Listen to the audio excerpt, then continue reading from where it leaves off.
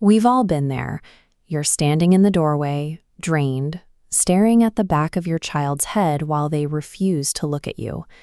In these moments, it is tempting to treat connection like a mechanical switch.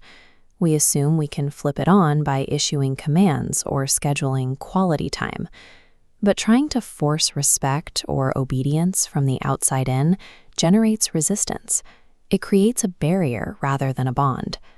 To understand why these breakdowns happen, look at this diagram from the Wealth and Joy manuscript. It maps the architecture of a relationship using 4 nested rings. The text at the bottom refers to these as the concentric circles of a happy parent-child relationship. This structure illustrates how connection relies on a sequence of dependencies. Ignoring these inner layers causes the relationship to collapse under its own weight. We begin at the center of this model. This first layer is frequency. This involves meeting a child in their current emotional state before attempting to give any instructions. If a child is overwhelmed and you approach them with rational demands, you are broadcasting on a station they aren't tuned into. The message cannot be received. Once you establish a shared frequency, the structure expands to the second layer, empathy. This is the capacity to validate what the child is feeling. The model shows a strict dependency here. Empathy becomes difficult to achieve if the parent and child are operating on clashing frequencies. Empathy functions as a natural byproduct of securing that inner core of shared frequency, rather than a standalone tactic.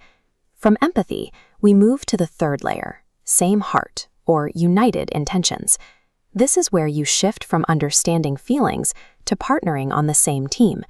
Securing united intentions changes the dynamic from me versus you to us versus the problem.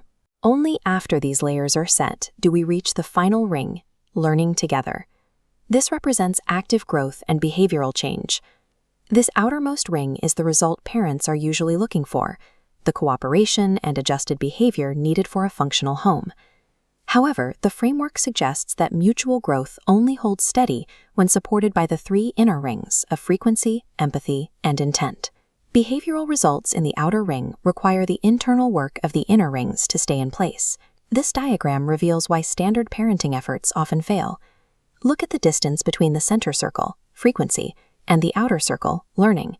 Friction occurs when we try to jump straight to layer 4, demanding behavior change while skipping the layers of frequency and empathy.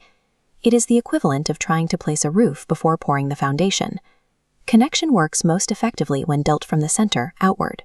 Identify which layer is missing in your own family dynamics and focus on rebuilding that specific step. A joyful parent-child relationship grows from the inside out, one layer at a time.